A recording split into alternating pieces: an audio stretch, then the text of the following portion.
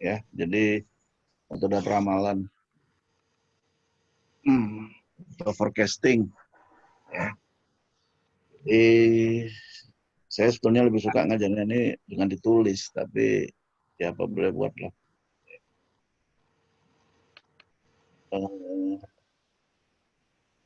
Ya, meramal. Meramal itu ya beberapa orang mungkin ya terlalu suntuk kali mengatakan bahwa meramal itu tuh syirik gitu kan. Memprediksi sesuatu belum terjadi. Ya tergantung. Kalau meramalnya menggunakan media-media yang kaitannya dengan hal-hal gaib gitu ya, ya syirik lah. Tapi kalau ini kan sebetulnya menggunakan logika dan akal yang diberikan Tuhan ya ke kita. Dan kita paham ya, ada fenomena alami yang memang bisa kita nanti laah ya, kita amatin dan kemudian diantaranya kemudian bisa kita formulasikan dalam bentuk matematik gitu ya. Jadi dari sebuah persamaan matematik, kalau kita tahu persamaannya ya berarti kita bisa gunakan untuk melakukan proses peramalan. Jadi meramal yang dimaksud di sini adalah bukan sesuatu yang syirik, tetapi adalah lebih banyak ke eh, penggunaan akal dan logika manusia ya. Jadi ada dua hal sebetulnya ya di dalam ramal ini, ya. Ketiga ya mungkin ya. Ya, yang pertama sebetulnya yang meramal itu kalau melihat hubungan sebab akibat ya. Nah itu yang sebetulnya kita pelajarin dulu pada waktu analisis kuantitatif ya. Kalau kalian masih ingat tuh regresi. Regresi itu kan hubungan sebab akibat kan. Ya, kausalitas. Jadi terjadinya Y itu akibat dari fenomena si X gitu ya. Kalau kemudian regresi kan kita pilih pula kemarin kan regresi sederhana dengan regresi berganda. Udah itu semua ya, udah kita pelajarin semua ya. Itu juga sebetulnya tujuan kita mencari persamaan regresinya kan, dari Y-nya. Contoh misalnya ya, Y-nya itu misalnya jarak yang ditempuh, X-nya itu adalah volume bensin atau minyak di dalam tangki ya. Jadi kalau kita tahu berapa liter di dalam tangki, kita bisa perkirakan berapa jauh kira-kira kita bisa bawa motor tersebut misalnya. Atau sebaliknya, kalau kita tahu kalau kita ingin menempuh jarak atau si Y tadi itu berapa jauh ya, nah kita tentunya bisa memperkirakan berapa liter minyak yang harus kita isi. Itu adalah contoh dari kausalitas ya. Kemudian contoh lain lagi kita lihat misalkan produksi sawit kah, produksi padi kah ya. Mana besarnya produksi sawit dan padi tersebut ya tergantung kepada faktor-faktor produksinya. Dalam hal ini misalkan berapa dosis pupuk ya, dosis pupuk gantung. Nah, nanti bisa lagi kita rinci lagi pupuknya, pupuk urea, pupuk SP, PK gitu kan, dolomit, kiserit gitu. Nah, sebagai X1, X2, X3, X4, X lagi 5 ya. Dan tenaga kerja yang dicurahkan sebagai X6 ya jumlahnya berapa gitu. Itu misalkan lagi pestisida. Jadi kalau kita bisa membuat hubungan antara Y ya dengan faktor-faktor produksi tadi itu X1 sama X7 misalnya ya. Nah, kita carilah nanti nilai-nilai A. Kita tahu ya sama regresinya Y sama dengan A tambah 1X1 tambah B2X2 tambah B3X3 dan seterusnya ya. Yang kita cari adalah nilai-nilai B tadi. Contoh dari hubungan sebab akibat ya, karena besarnya produksi itu dipengaruhi oleh faktor-faktor itu ya. Jadi meramal pertama dengan menggunakan logika sebab akibat tadi. Nah, yang akan kita pelajarin hari ini itu yang kedua, Bagaimana kita meramal bukan karena hubungan sebab akibat. Sebagai contoh ya, kita lihatlah buku statistik ya. Misalnya Riau dalam angka ya. Kita lihat misalnya data produksi perkebunan ya, Provinsi Riau. Dari tahun misalkan tahun 2010 sampai tahun 2020 gitu ya. Jadi X-nya itu adalah tahun ya. 2010, 2011 sampai 2020 itu X-nya. Y-nya itu adalah produksi sawit misalnya gitu. Ya. Kita bisa meramal nanti tahun 2021 kira-kira berapa produksi sawitnya. 2022 berapa Y-nya itu tadi. Gitu. Jadi X-nya 2022, Y-nya kita bisa tahu gitu. Jadi kalau kamu bikin tabel ya, ada X, ada Y. Bisa kita tahu. Ya. Nah itu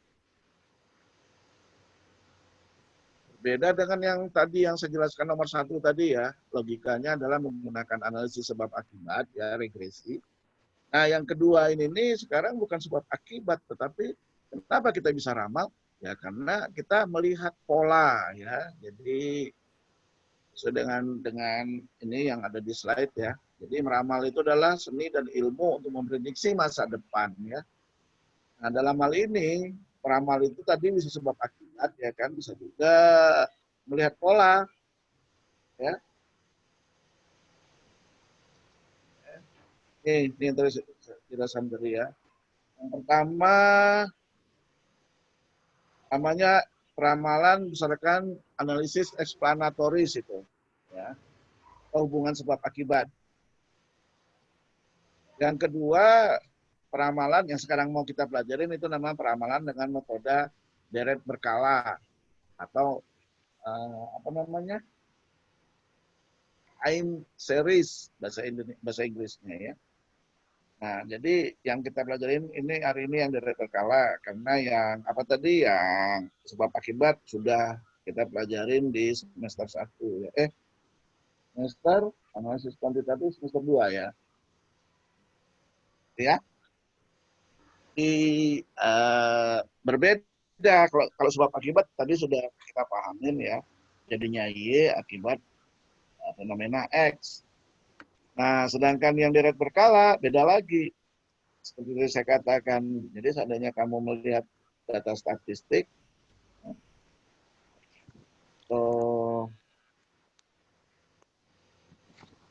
nanti kita lihat contohnya ya. X-nya itu adalah tahun, Y-nya itu adalah produksi, ya nggak akan ada logika mengatakan bahwa produksi hari ini itu akibat karena tahun sekarang ini 2020. Nggak ada. Ya, jadi 2020 itu tidak menyebabkan besarnya produksi sekian. Tahun 2019 ya nggak ada hubungannya kan sebetulnya. Tidak ada sebab akibatnya ya. Nggak ada penyebabnya bahwa produksi sawit dipengaruhi oleh angka tahun. Nggak ada. Jadi itu bukan hubungan sebab akibat, tetapi nah itu dia yang kita sebut nanti deret berkala. Kenapa dinamakan deret berkala? Ya karena kita melihat, kalau kamu lihat ya, 2010, 2011, 2012 ada angkanya ya, 2010 misalnya 5 ton, 2011 misalnya 7 ton, 2012 misalnya 9 ton, 2013 misalnya 12 ton, dan seterusnya gitu.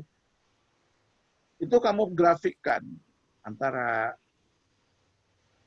tahun itu sebagai X, Y sebagai produksi sebagai Y ya. Nah, di situ kan kamu lihat semakin tahun semakin bertambah.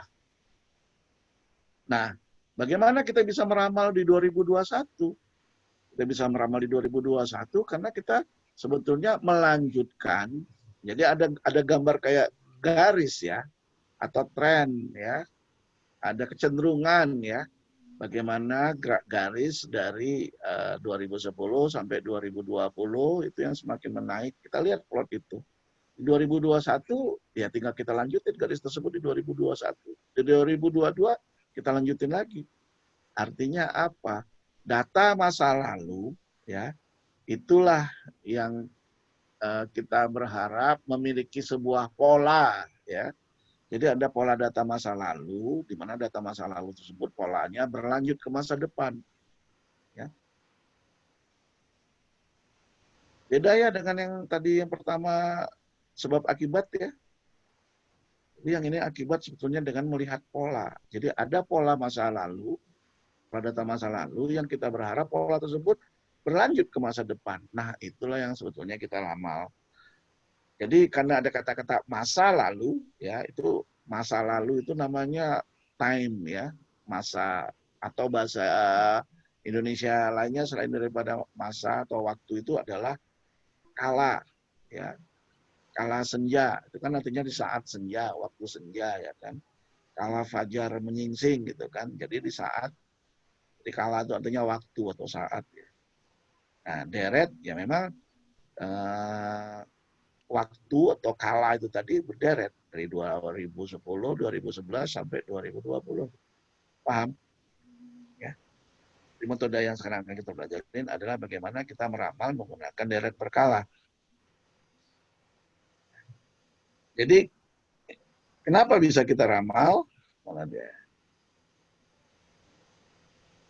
Ya, jadi kenapa kita bisa meramal? Ya karena memang ada data tersebut, ya tersedia informasi tentang masa lalu.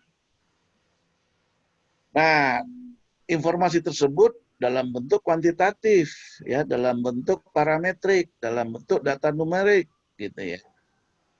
Nah, kemudian apa syarat ketiga?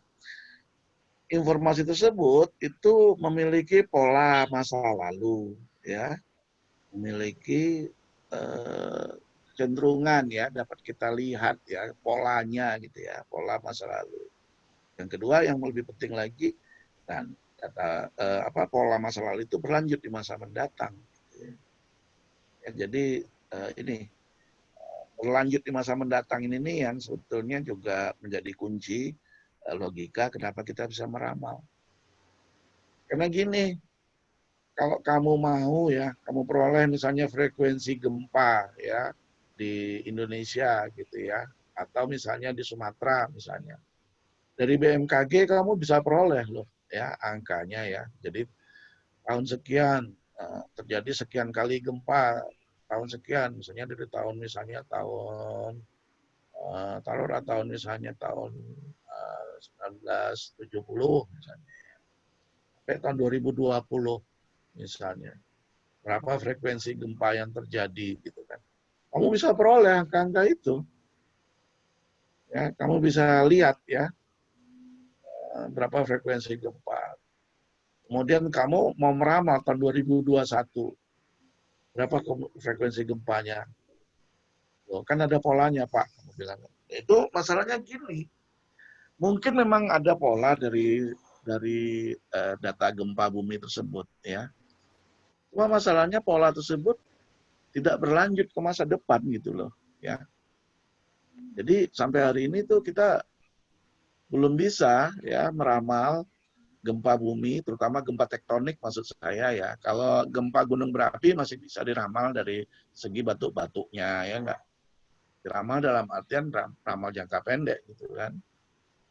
Tapi kalau gempa tektonik kita tidak bisa ramalkan. Kita tidak tahu misalnya kapan terjadi tsunami.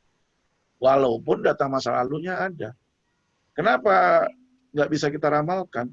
Ya karena memang pola itu ada, tetapi pola tersebut tidak berlanjut ke masa mendatang gitu. Atau pola tersebut terjadi secara acak. Nah itu dia ya. Jadi kita mengatakan sesuatu itu kemungkinan berlanjut ke masa mendatang jika memang data tersebut tidak acak. Bagaimana caranya kita bisa tahu tidak acak? Nanti kita lihat di dalam contohnya skripsinya si Eka itu nanti ya. Paham ya? Jadi kalau kita menggunakan peramalan deret berkala ini atau time series ya, kamu catat ya, time series namanya ya, atau deret berkala. Ramal yang kedua selain daripada yang kamu pelajarin pada waktu kuantitatif kemarin, ini adalah melihat pola dan kemudian pola tersebut terjadi tidak acak, ya. Ya, ada pola itu tuh berarti dia tidak acak, ya.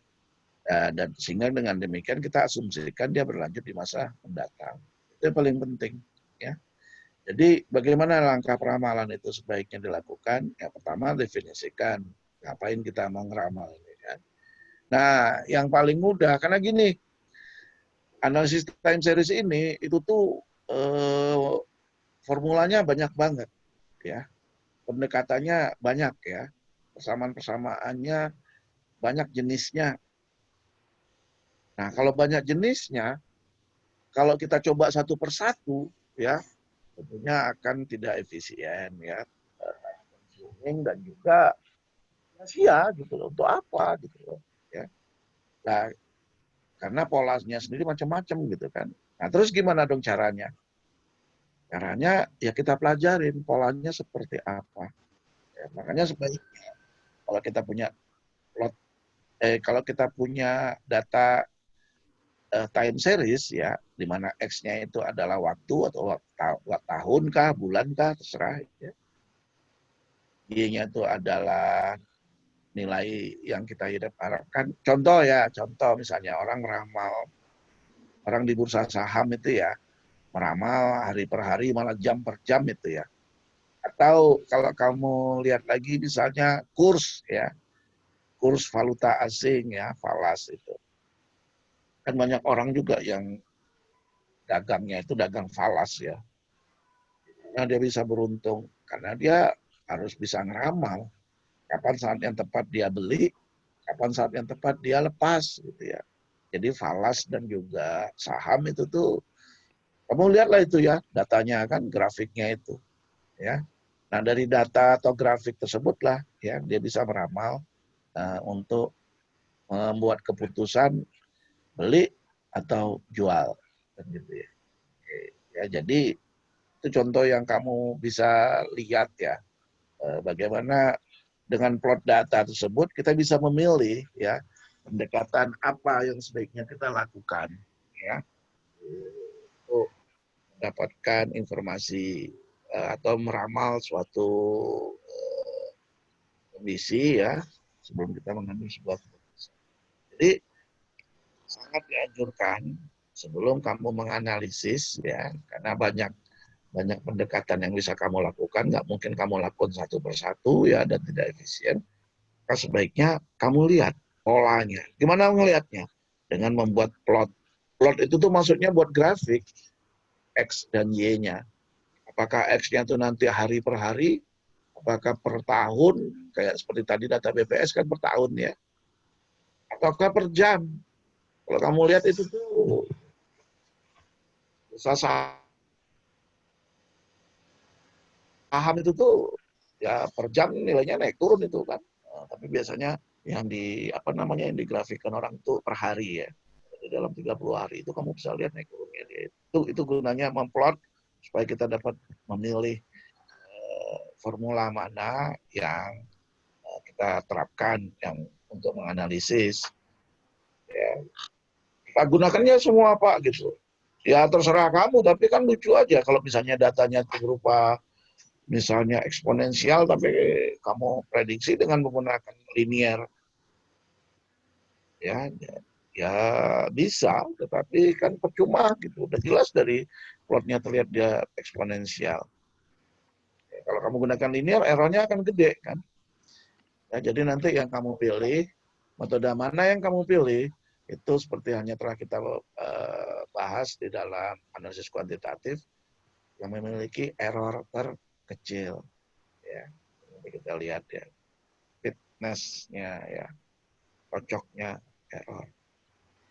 Nah, makanya, jadi setelah kamu mau mendapatkan plotnya, polanya, maka kamu pilihlah yang metode mana yang paling memenuhi, gitu kan, sesuai dengan plot data tersebut, gitu.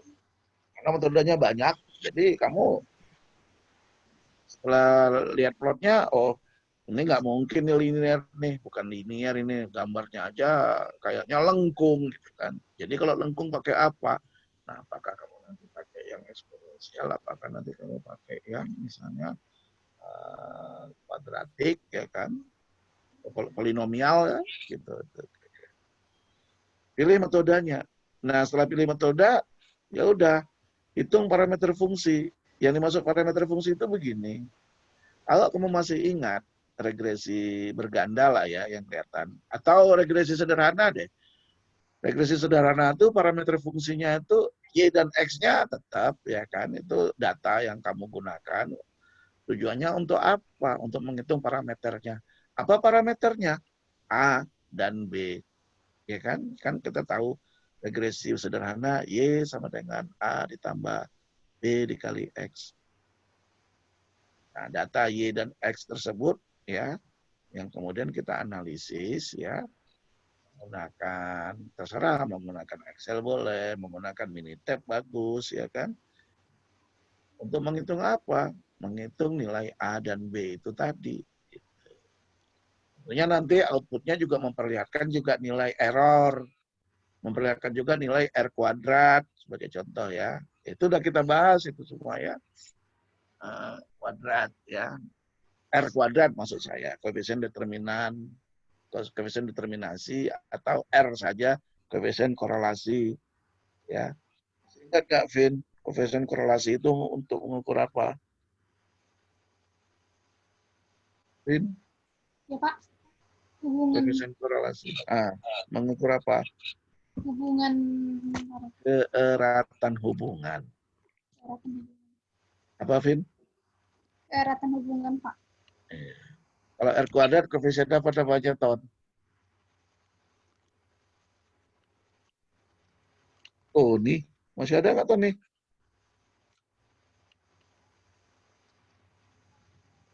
Oh, Masih, ada. Pak. Oke. Kalau R kuadrat melihat apa, Ton? R kuadrat. R kuadrat apa namanya? Koefisien apa? Dwi? Koefisien korelasi ya Pak? R yang korelasi, Dwi. R kuadrat, koefisien determinasi. Ya. Tuh, itu ya. Jadi yang dimaksud dengan menghitung parameter fungsi peramalan itu tuh adalah menghitung nilai ya kalau ya regresi A, kemudian kalau regresi berganda ya A, B1, B2, B3 dan seterusnya dan juga nilai parameter-parameter untuk melihat goodness of fit-nya sebuah fungsi yang kita akan gunakan untuk peramalan tadi ya. Jadi kayak R kuadrat, kayak nanti error itu akan kita gunakan untuk memilih ya, untuk memilih metode mana yang paling cocok terhadap data yang kita punya. Ya. Jadi kalau yang kita hitung parameternya sih ya itu tadi A, B atau A, B1, B2, B3 dan seterusnya itu. Sedangkan nanti menghitung error, menghitung R kuadrat gitu kan, lihat sig F atau probability T itu tadi ya, itu gunanya untuk memilih yang mana. Itu sudah ada kita pelajarin semua. Nah ini tadi ya setelah menghitung parameter fungsi A dan B tadi itu ya, kalau dalam regresi atau A, B1, B2, dan Bn gitu. Nah itulah yang kemudian kita hitung fitting errornya ya. Fitting error itu nanti kita lihat nanti diantaranya nanti mean square error, MSE ya, atau di dalam kalau nanti kita pakai apa namanya ini Minitab ya, dia akan menampilkan tuh ada MSE, ada MAD, mean absolute deviation, ya. Satu lagi MAPE, mean absolute percentage error, itu adalah fitting error ya dari metode-metode yang kita coba gunakan. Nah, bagaimanapun kan kita nanti memakai satu metode yang paling cocok untuk data. Jadi kalau kamu misalnya menggunakan ada 3 atau 4 model peramalan yang akan kamu coba lakukan ya, nah, pada akhirnya dari fitting error itu kamu harus pilih metode mana dari 4 model ini tadi yang paling cocok untuk data yang kita analisis gitu. Nah, model yang paling cocok adalah yang memiliki error terkecil. Itu sebetulnya. Model yang paling cocok itu adalah yang memiliki R kuadrat terbesar. Kan gitu ya.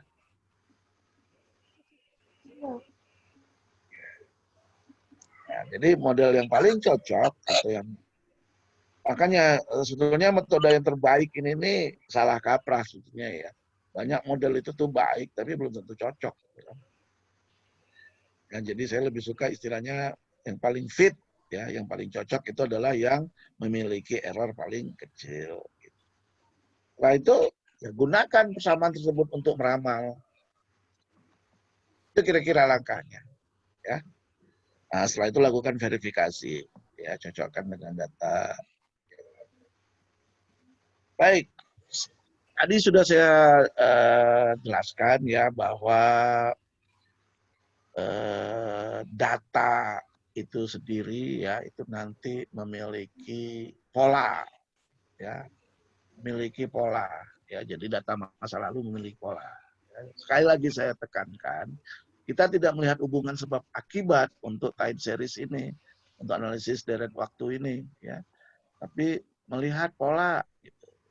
Pola datanya, ya paling tidak ya ada 4 di sini, ya. Ada 4 pola deh, ya paling tidak ya. Pertama pola horizontal. Horizontal ya itu kalau dia fluktuasinya boleh dikatakan horizontal aja. Memang fluktuasi tetapi horizontal aja dia. Nanti kita lihat grafiknya ya. Nanti kita lihat kepada satu ya. Kemudian pola musiman ya. Pola musiman. Ini wajar lah ini ya. Ya kayak bulan puasa begini ya barangkali kayak misalkan jualan yang dingin-dingin itu laris ya, misalkan orang jual cendol, jual apa gitu, es krim gitu. Atau musim panas nanti ya. Nah, kita paling demen lah kalau kita beli tebu gitu misalnya gitu kan. Tapi kalau pas musim hujan gitu kan tentu kita nggak akan lah, nggak penjualan es tebu mungkin menurun gitu ya. Sama kayak di luar negeri ya, kalau musim panas, ya maka kamu dagangnya dagang apa? Dagang pakaian renang, tank top gitu ya. Nggak mungkin kamu dagang baju jas panjang dingin gitu, musim dingin yang tebal gitu ya. Nggak akan laku ya. Nah, jadi ada apa namanya ada musim-musim tertentu di mana itu dia laku gitu ya. Ada musim-musim tertentu di mana dia nggak laku. Yang ketiga, pola siklik ya. Pola siklik. Yang keempat, tren ya. Tren ini kenaikan atau penurunan gitu ya. Ini mungkin kalau dilihatkan dengan grafik lebih mudah.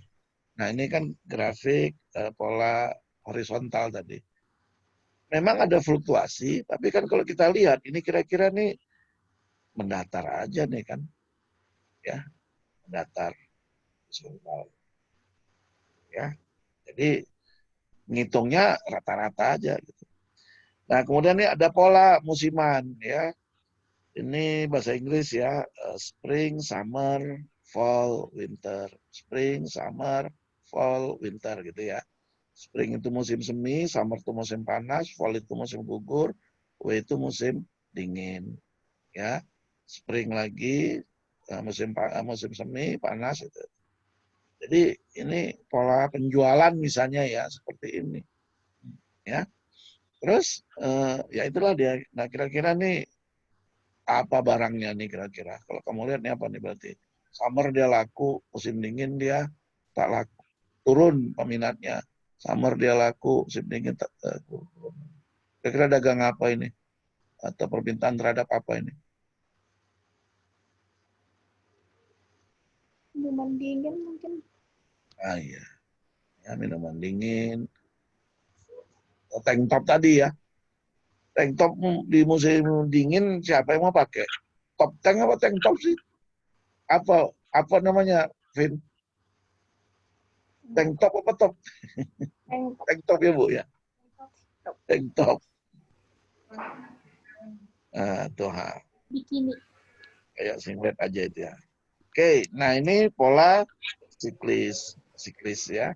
Sedangkan ini kalau kita lihat ya, dia tidak siklis, dia tidak musiman, dia tidak horizontal kan? Nggak horizontal kan, ada tren naik gitu ya. Nah ini kita sebut dengan tren. Ya. Tren ini sebetulnya agak mirip loh dengan regresi. Bukan agak mirip ya, sama persis nanti Y sama dengan A tambah BX. Ya, Y sama dengan A tambah BX ini persamaannya gitu. Jadi yang kita cari adalah nilai A dan nilai B. Itu kira-kira ya. Nah ini tadi ya, metode deret waktu. Di sini paling tidak ada 7, konstan, linier, ada kuadratik, ada eksponensial, moving average, eksponensial smoothing, dan seasonal. Ya. Ini sebetulnya ya saya terangkan sepintas saja ya, karena kita biasanya udah langsung nanti pakai apa namanya Minitab gitu ya. Ini karena di sini ada rumus-rumus ya, pakai Minitab sangat terbantu mengaplikasikan model-model tersebut, langsung keluar hasilnya, malah grafiknya pun keluar ya. Jadi metode konstan ini adalah menghitung rata-rata sebetulnya ya. Jadi D aksen T artinya hasil ramalan ya, itu adalah jumlah dari data masa lalu, ya kan, jumlah Y gitu kira-kira ya, dibagi dengan N. Jadi apa tuh namanya? Jumlah dibagi N, apa dong? Rata-rata, ya enggak? Ya kan? Jumlah, terus dibagi dengan, misalnya nih, ini contohnya ya.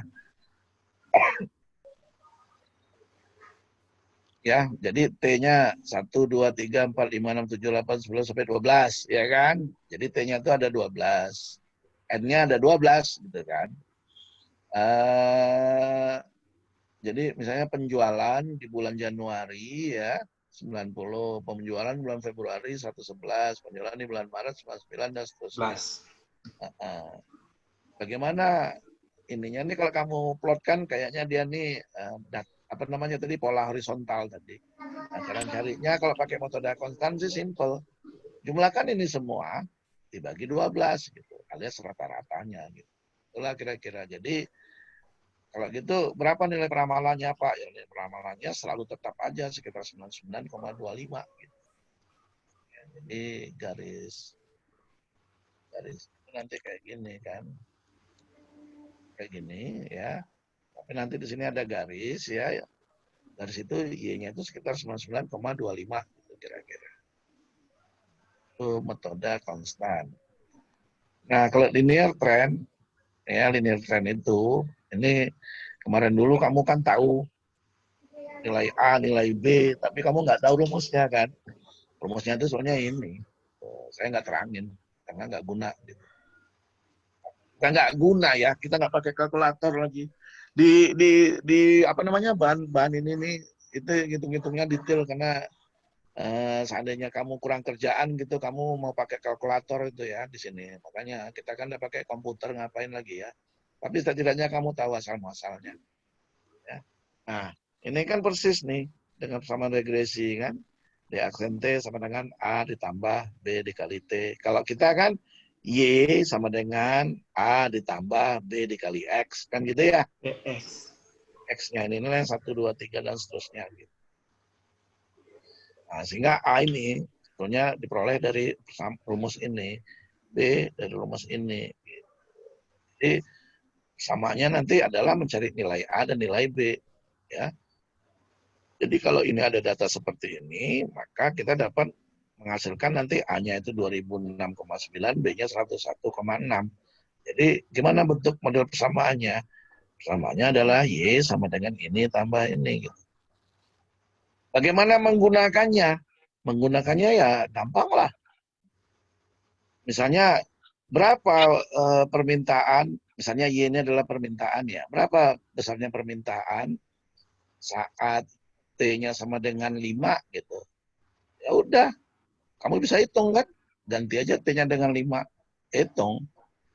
Itu yang saya maksud dengan meramal ya. Jadi apa yang kita butuhkan untuk meramal, mendapatkan persamaan inilah. Kita mendapatkan persamaan ini nih yang kita coba hitung itu dulu gitu. Setelah persamaan ini dapat, ya kita bisa gunakan dia. Caranya gimana? Ya pakai aja. Kamu mau misalnya meramal D aksen T dengan mengetahui T atau sebaliknya, kamu bisa tahu berapa lama waktu yang dibutuhkan atau pada bulan berapa T itu tuh terjadi saat misalnya kita ingin mendapatkan misalnya ya berapa misalnya 2000 si T-nya negatif ini ya. Ini kan nilainya aja ada 2050. 2000 kan berarti 2006,9 ditambah T-nya yang negatif kan. Gimana caranya supaya 2006 bisa dikurangi 6,9. Kamu cari kan. Jadi ini ya dikurangi ini dibagi ini gitu kan. Jadi kita bisa nyari Y atau kalau T-nya diketahui atau sebaliknya kita mencari T kalau Y-nya diketahui gitu. Metode kuadratik ya. Nah, kalau regresi linear tadi ya kan tidak ada CT kuadrat ini, cuma sampai A tambah BT doang. Itu yang tadi ya. Nah, kalau kuadratik itu dia nanti ada lagi tambahnya yaitu C. Jadi kita mencari nilai apa? Cari nilai A, cari nilai B, cari nilai C. Ya, jadi model persamaan kuadratik atau polinomial ya itu adalah A tambah BT ditambah CT kuadrat. Nah, ini adalah cara mencari masing-masing A, B, C itu tadi ya. Tidak usah pusing lagi tadi itu ada. Jadinya panjang. Ini contoh kalau seandainya datanya kayak gini, ya kita bisa hitung apa namanya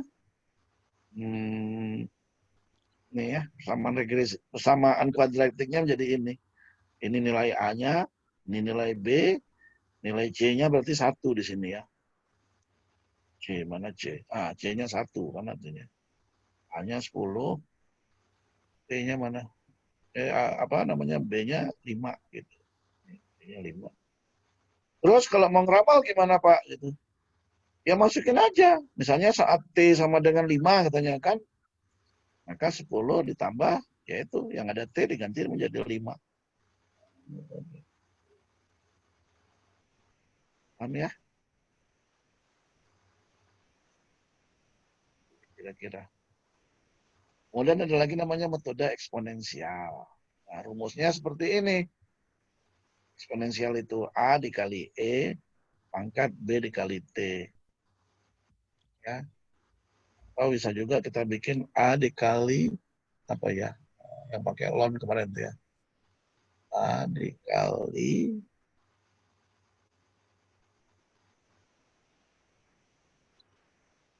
ya udahlah. Ini aja lah ya. Nilai E ini kan 2, berapa itu tuh. Ya. Nilai konstanta untuk eksponensial. Bisa kamu carilah di Google ya. 2,71 berapa gitu ya.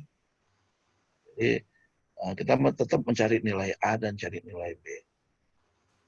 Seperti apa persamaan eksponensial? Melengkung ke atas itu ya. Ya dengan kata lain sebetulnya seperti ini itu. Ya. Kalau diturunkan. Nih contohnya ya persamaannya. Seperti itu kira-kira. Nah, mungkin sekarang ini coba saya jelasin ya. Ada lagi metode lain lagi yang namanya moving average. Sayang saya nggak bisa gambar di sini ya. Moving average itu jika seandainya kamu melihat data kayak itu loh, kayak data kurs mata uang, ya, data kurs mata uang atau detak jantung pasien di rumah sakit itu ya.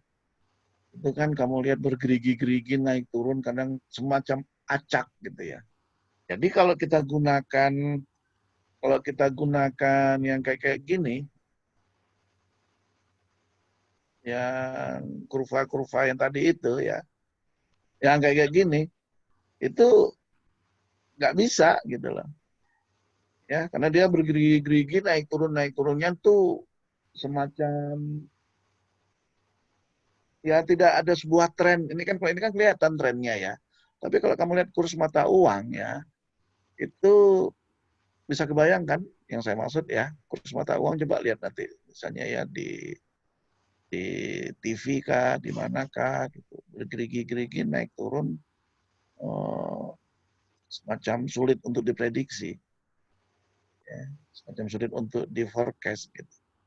Nah, kalau kamu mau forecast-nya menggunakan pendekatan seperti yang kita barusan ya, melihat persamaan-persamaan yang sebetulnya tergantung kepada itu tadi ya nilai A, B, dan C kalau misalnya kuadratik.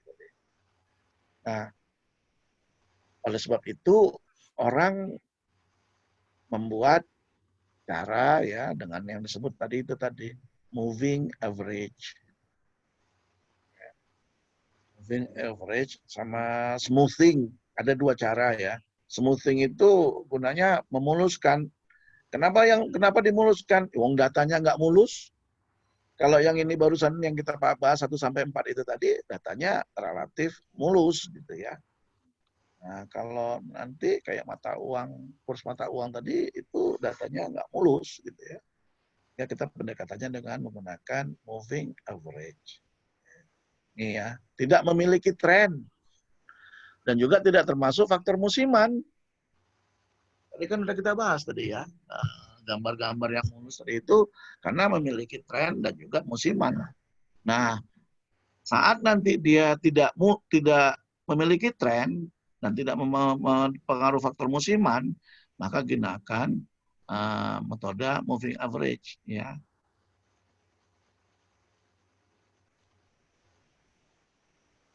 Nah, sebetulnya moving average itu rumusnya seperti ini. Pertama kita gunakan dulu mau berapa movingnya itu kita lakukan ya. Jadi misalkan kita punya data 12 bulan ya. Kita mau menghitung peramalannya dengan moving average per 3 bulan misalnya. Maka dalam hal ini kita tetapkan N-nya ini adalah 3. Datanya yang diambil ya data 3 gitu.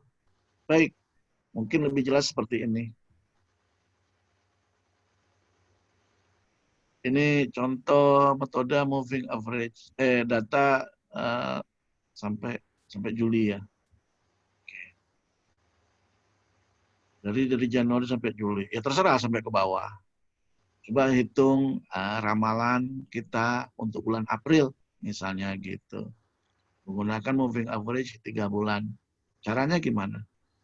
Caranya data tersebut kita ambil 3 bulan ya, 10 tambah 12 tambah 13 dibagi 3. Jadi dengan demikian untuk bulan April ya data realnya itu adalah permintaan 16 unit, namun hasil prediksi menggunakan moving average 11,66 gitu. Kalau gitu untuk bulan Mei gimana? Ya, untuk bulan Mei lanjutin 12 tambah 13 tambah 16. Karena periode 3 bulan tadi kita tetapkan kan. Jadi ini adalah hasil seandainya moving average-nya per 3 bulan. Ya. Jadi kita tetapkan dulu mau moving berapa bulan atau mau moving berapa berapa waktu gitu ya. Jadi untuk bulan Juni ya kita hitung aja 13 tambah 16 tambah 19 dibagi 3. Jadi bulan Juni data realnya 23, hasil proyeksi atau hasil prediksi kita 16. Untuk bulan Juli, ya bulan Juli 16 tambah 19 tambah 23 dibagi 3, 19,33. Itulah namanya pendekatan moving average ya. Jadi kita hitung dulu tuh mau berapa bulan movingnya ya, habis itu hitung rata-ratanya. Rata-rata kan berarti ini kan. Movingnya itu adalah untuk menghitung kalanya atau waktunya ya. Average-nya itu adalah rata-ratanya, yaitu jumlah sebesar moving tadi dibagi dengan alanya, waktunya. Kalau 5 bulan, ya sama aja. 5 bulan ya kamu hitung 1, 2, 3, 4, 5 dibagi 5. Gitu. Untuk yang berikutnya, ya ini 12 tambah 13 bagi 5. Pak, hasilnya selisihnya gede. Ya bisa gede, bisa kecil ya. Tergantung nanti average mau berapa average yang kamu, moving yang kamu mau tetapkan. Ya. Jadi mudah sebetulnya. Ya. Jadi salah satu upaya orang ya. Karena memang tidak mungkin kita lakukan analisis seperti 1, 2, 3, 4 tadi. Ingat ya, yang 1, 2, 3, 4 itu tadi syaratnya kan bahwa dia itu ada pola, memiliki tren. Kecenderungan dia apakah mendatar, apakah naik, apakah turun. Atau dia ada dipengaruhi musim. Kalau enggak gimana? Ya itu dia yang saya katakan. Kayak mata uang itu tuh nggak ada ya, sembarangan aja dia naik turunnya itu. Seolah-olah ya. Seolah-olah ya. Karena itu banyak faktor yang mempengaruhi sebetulnya kan. Ada isu, ada ekonomi, ada macam lah ya, pengaruh lingkungan segala macam itu. Kalau gitu pakai apa? Yang paling bagus sih menggunakan simulasi model dinamik ya. Tapi itu ribet gitu. Kalau mau gampang pakai aja moving average, ini paling gampang. Baik, metode berikutnya adalah exponential smoothing. Ya. Jadi ingat, ini ada kata-kata smoothing. Tadi kan saya katakan datanya kan kayak gergaji nggak jelas gitu ya, naik turun tajam-tajam gitu ya. Nah, ini, oleh sebab itu kita bisa pendekatannya melakukan proses namanya smoothing. Ya. Smoothingnya sendiri bisa eksponensial, eksponensialnya sendiri bisa single eksponensial, bisa nanti double eksponensial. Ada lagi nanti smoothingnya juga digabung nanti dengan moving average gitu kan. Nah, ini smoothing ini, jadi dia menggunakan error peramalan masa lalu itu untuk mengoreksi peramalan berikutnya, ya kan? Jadi oleh sebab itu dia akan suruh kita menghitung dulu ya kesalahan peramalan masa sebelumnya itu, karena nanti akan digunakan untuk mengoreksi peramalan berikutnya. Nah, jadi eksponensial tersebut didefinisikan, ini yang saya maksud tadi ya, kita gunakan untuk menghitung, mengoreksi tadi itu ya, menghitung kesalahan sebelumnya. Jadi FT itulah nanti yang sebetulnya ramalan sebelumnya dikali ini tadi 1 dikurangi alfa. Alfa itu berapa? Alfa itu adalah sebuah nilai yang berkisar antara mendekati 0 dan mendekati 1 ya. Jadi sebuah nilai pecahan ya. Kalau seandainya alfanya itu sama dengan 1 ya berarti nilainya adalah nanti alfa kali D. Kalau alfanya sama dengan 0 ya jadi nggak boleh alfanya itu 0 ya. Kalau alfa sama dengan 0 berapa nilainya? 1. Ya enggak? Oh enggak. Kalau alfanya sama dengan 0 berarti ininya 0, berarti nilainya adalah sama dengan peramalan sebelumnya. Jadi nilai alfa itu yang akan menentukan ya keakuratan perhitungan kita. Jadi kalau alfa besar, maka dia akan melakukan smoothingnya kecil. Kalau alfanya kecil, smoothingnya semakin besar gitu. Jadi apa yang perlu dilakukan? Yang perlu dilakukan adalah mencari alfa yang optimum. Ya. Nah, cari alfa optimum ini gimana caranya? Dulu tuh kalau kamu baca punya si Eka Paulina itu yang saya share ke kalian itu dia coba-coba nilai alfanya dia coba lagi dikecilin, coba digedein gitu. Jadi lama di situ dia dulu tuh ya. Memang waktu itu saya belum punya Minitab ya, jadi dia pakai QM Explorer pakai QM itu apa namanya itu. Ya ada softwarenya yang dia coba-coba untuk hitung itu. Memang lama sampai nanti dia peroleh alfa yang optimum. Nah, mengapa saya sarankan kalian pakai Minitab? Kalau pakai Minitab itu tuh kamu nggak usah pusing mencari alfa optimumnya karena si Minitabnya sendiri yang mencoba-coba sendiri. Kalau kita yang nyoba lama, kalau komputer nyoba cepat ya.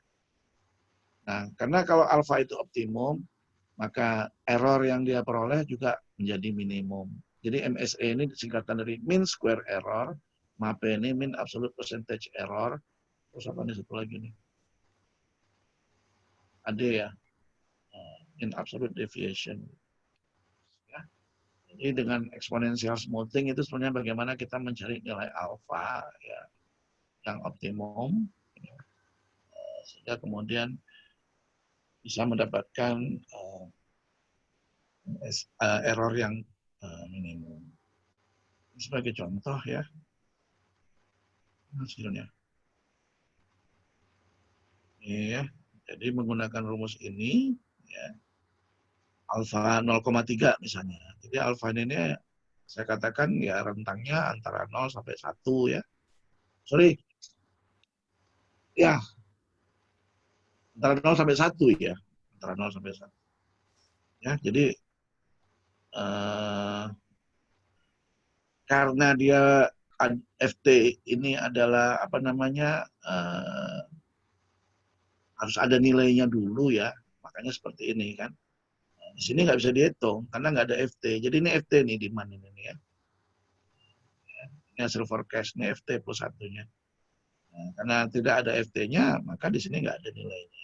Tapi untuk yang di bawah, kita bisa gunakan kan. Demandnya itu 40, ya kan.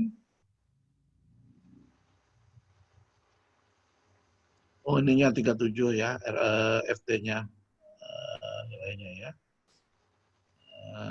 Dan seterusnya itu. Ya. Metode seasonal ya, itu karena faktor musim ya. Jadi kita bagi-bagi season itu sendiri. Misalnya ya kita sih seasonnya cuma 2 ya. Kayak negara-negara yang utara atau kalau lebih ke selatan dari kita itu seasonnya 4. Misalnya begini, kita punya data masa lalu tahunan gitu ya. Kemudian taruh data itu data 10 tahun ya. Kita hitung dulu pakai regresi biasa sehingga kita dapatlah nilai A dan nilai B-nya ya. Misalnya kita peroleh nilai A-nya 40,97, B-nya 4,3. Kemudian dari pengalaman misalnya kita tetapkan faktor seasonalnya 0,28 ya. Nah, tadi saya katakannya ini angka ini dari mana? Angka ini misalnya ini data awalnya ini tidak ada ini kebetulannya, tapi asumsikan saja ada sebuah data X dan Y ya, apakah 10 tahun, apakah 20 tahun gitu. Setelah kita hitung ternyata menghasilkan nilai A 40,97, nilai B 4,3. Kita bisa tuliskan rumus regresinya Y sama dengan 40,97 tambah 4,3 dikali T. Coba kita hitung ya. Misalkan T-nya sama dengan 4 ya. Ya, maka kita bisa hitung tahun kelima ya, tahun kelima itu masukin aja lah ya enggak 4 di sini sehingga ini menjadi 17, berapa nih 17,2 ya, 3, 12, 16, 17,2 tambahkan ke sini apa jadinya kok 58,17 ya 4,3 dikali 4 berapa? 18,2. Benar ya? 2. 58,17 benar nggak? Oh iya. Pokoknya untuk dapatkan F5-nya. Jadi untuk tahun kelima kita dapat setahun tuh 58,17 ramalannya. Tapi kan kemudian tiap kuartal, jadi kita dari data tahunan masa lalu kita memperoleh nanti untuk agregat tahun depan. Misalnya gitu ya. Tapi kan kemudian kan tahun depan itu kan ada misalkan data kuartalnya, kuartal itu artinya 4 ya. Nah, berapa per kuartal gitu. Ya, akan rumus ini tadi ya, yang sebelumnya tadi. Nah, Nah, untuk kuartal 1 kita bisa hitung. Ya. S1 itu tuh tadi adalah sebetulnya seasonal ya, 0,28. F5 itu tuh adalah yang ini agregat tadi, 0,28 kali agregat tahun kelima yang kita ramal tahun depan gitu misalnya. Adalah 16,28. Untuk kuartal kedua gimana? Kuartal kedua ya kita bikin lagi S1 tadi ya, faktor seasonal tadi dikali sisa. Kan udah terpakai 16,28 kan. Sisanya berapa? Ya sisanya 58,17 dikurangi 16,28 tadi. 11,73. Nah, kalau gitu faktor ketiga kuartal ketiganya ngitungnya ya F5 tadi dikurangi 16,28 dikurangi 11,73 dikali dengan faktor seasonalnya.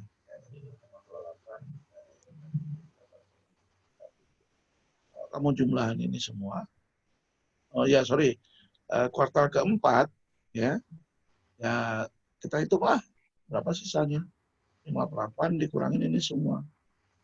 Kurangin ini, kurangin ini. Jadi kira-kira kita untuk menggambarkan berapa nilai untuk masing-masing musim. Ada 4 musim ya setahun itu.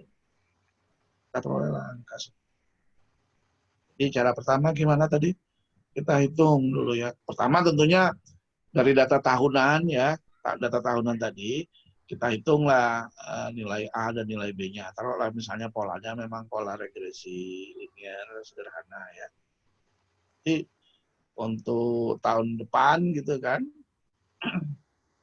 kita isi T keberapa. Ini kayaknya mulai tahunnya ini 2010 nih kayaknya ya. Jadi angka ini diperoleh dari data tahun. 3 tahun ya. 3 tahun ini. Tahun keempatnya. Isi aja 4 sebagai T dikalikan 4,3 ditambah ini. Kemudian kita hitung itu kira-kira ya. Baik, lebih lanjut. Jadi tadi ada berapa model tadi itu? Seasonal ini tadi yang keberapa? Yang ke-6 ya. Yang ke-7 ya. Jadi ada 7 model tadi sebagai contoh. Nah, 7 model kita cari tadi dengan cara seperti tadi satu persatu. Makan waktu ya. Nah, misalnya kita punya set data, kita cobalah itu semua tadi. Atau paling tidak 6 lah, karena yang model ke-7 ini beda lagi ceritanya. Yang model ke-7 ini kan merinci ya per musim ya. Kalau model 1 sampai 6 kan dia kan itu sama lah. Jadi kalau cerita tentang tahun, ya data itu data-data tahun semua gitu. Tapi kalau seasonal ini kan merinci setelah dapat data tahunan, kemudian kita rinci per semester, per kuartalnya gitu, per musimnya ya. Taruhlah ada 6 model tadi. Bagaimana memilih model yang paling cocok untuk data? Nah, cara menghitung errornya, menghitung deviasi. Jadi D dengan E ini sama ya, deviasi itu adalah error, kesalahan ya. Jadi memang ada orang mengatakan mean square deviation boleh ya. Ya, mean square error boleh. Mean absolute deviation atau mean absolute error boleh juga gitu ya. Jadi deviation sama error itu sama. Apa arti error atau deviasi itu? Deviasi atau error itu adalah selisih antara nilai sebenarnya, nilai observasi ya, nilai yang sebenarnya dengan nilai ramalan. Paham? Sebenarnya kayak gini lah. Mana tadi?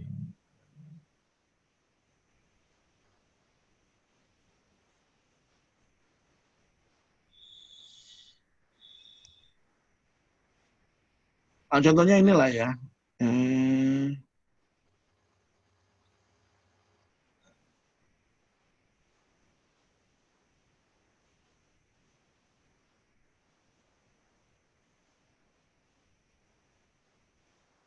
Ada nilainya di sini. Contohnya ini deh. Sulit itu punya saya. Ini tahun ya. Ini besarnya angka tersebut di tahun tersebut gitu. Kemudian harusnya di sini akhirnya diperoleh persamaan ini D aksen T. Ini harusnya kita isi ini ya. Jadi untuk T sama dengan 1 ya, maka 2006,9 ditambah 101,6 dikali 1. Ini dijumlahin berapa angkanya di sini gitu. Untuk tahun kedua isinya di sini itu adalah 2006,9 ditambah 101,6 dikali T-nya berapa? 2. Iya. Berapa angkanya? Isi sini. T3 gitu seterusnya. Jadi ini harusnya ada angka. Ya. Nah, menghitung error gimana? Menghitung error adalah dengan menghitung. Enggak ada angkanya ya. Menghitung errornya adalah dengan menghitung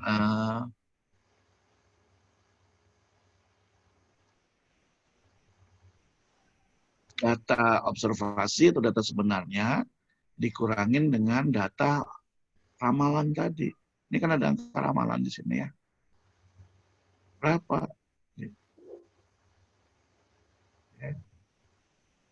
Itulah yang dinamakan error. Jadi selisih antara data sebenarnya atau data hasil observasi ya, dengan data hasil perhitungan ramalan kita. Gitu. Jadi selisih ini dengan yang ini. Nah, jadi DT kurang DT aksen. Boleh nggak Pak DT aksen kurang DT? Boleh. Ya, jadi boleh dibolak-balik. Tapi hasilnya angkanya mungkin sama, tandanya bisa beda. Yang satu bisa positif, yang satu bisa negatif. Nah, itu yang nggak boleh. Bentar.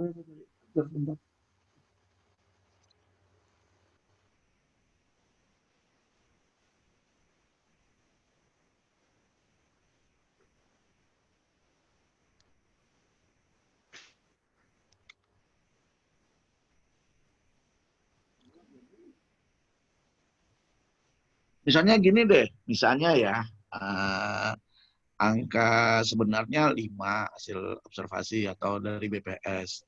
Tapi kemudian hasil prediksi kita menunjukkan untuk T1 tersebut misalnya adalah 5,5. Berarti berapa errornya? 0,5. 0,5.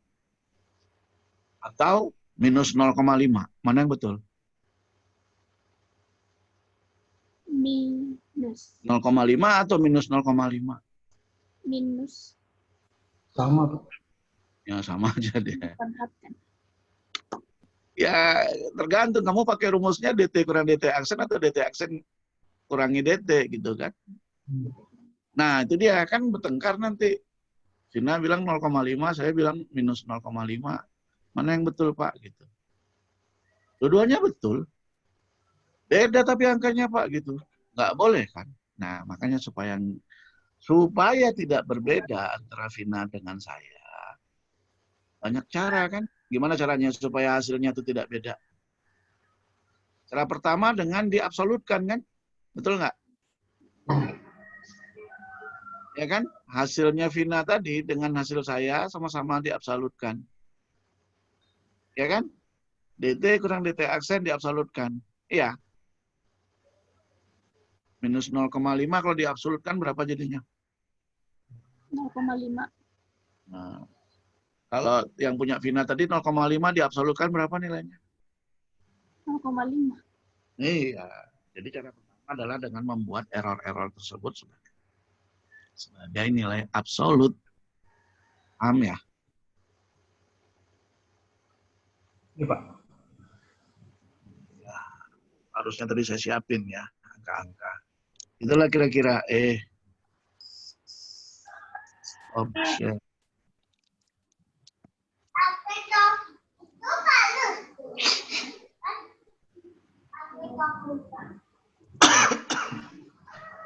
Share screen.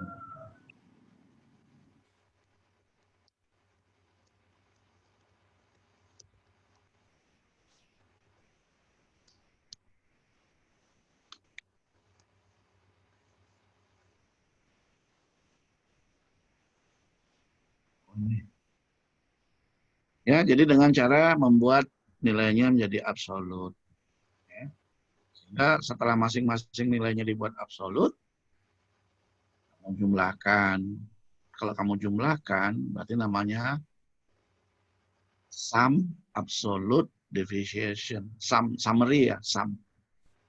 Jumlah. Ya, jadi semua error itu kalau kamu jumlahkan, ya kan, ini kan artinya kan jumlah semua error kan. Ini kan error nih tadi, tapi kan udah diabsolutkan. Kalau ininya doang, berarti namanya bukan mean, tapi adalah sum. Jumlah ya kan? Jumlah deviasi absolut kan. Nah, tapi yang kita cari, kalau jumlah boleh, tapi gede jadinya kan. Kita nggak suka lihat error gede. Makanya kita nanti bagi dengan jumlah anggotanya lah, N, jumlah datanya. Ya. Nah, kalau jumlah error dibagi jumlah data, itu kan namanya mean, rata-rata. Betul? Ya Kak? Ya, Pak. Ya. Jadi, makanya namanya adalah mean absolute deviation. Saya ulang ya.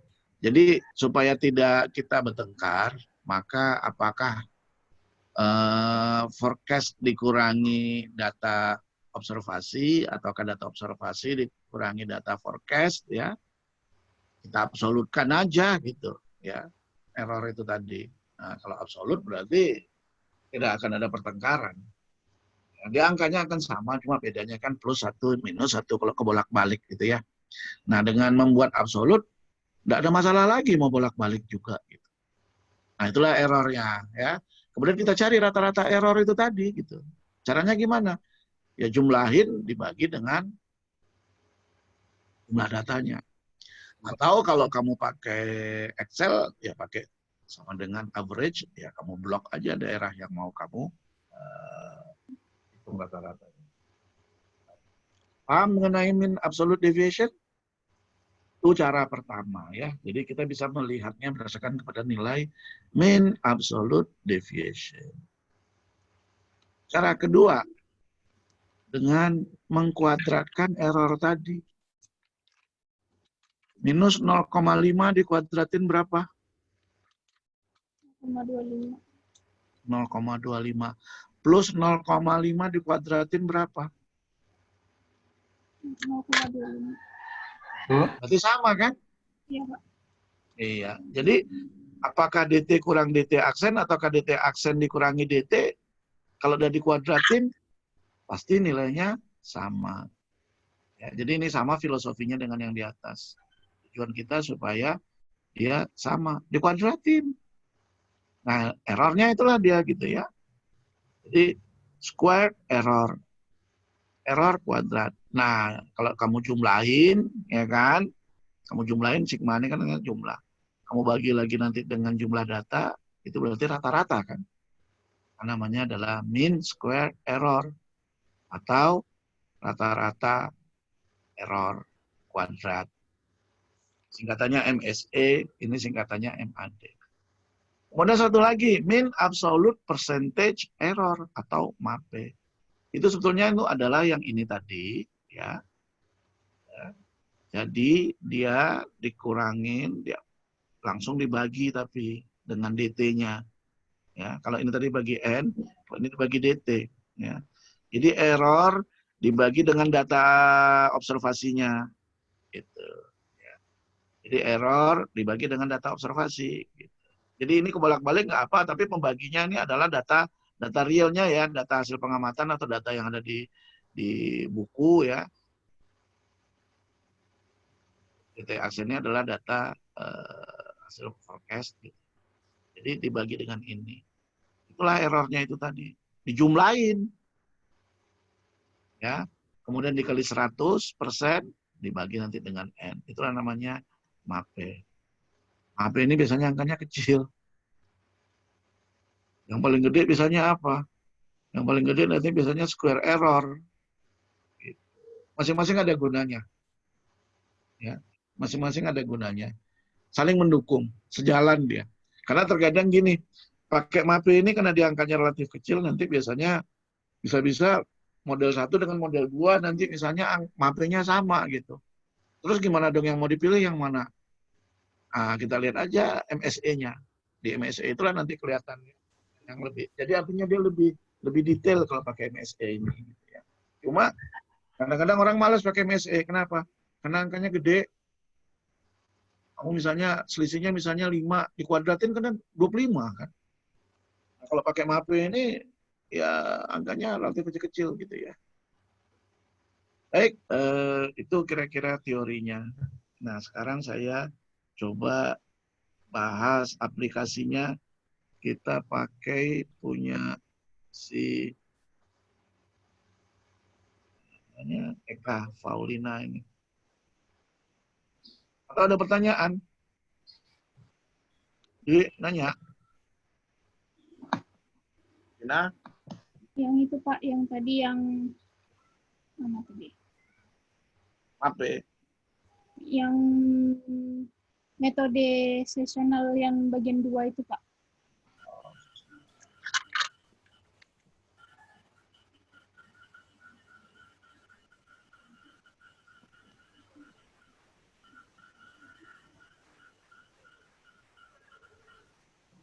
Yang ini udah lewat.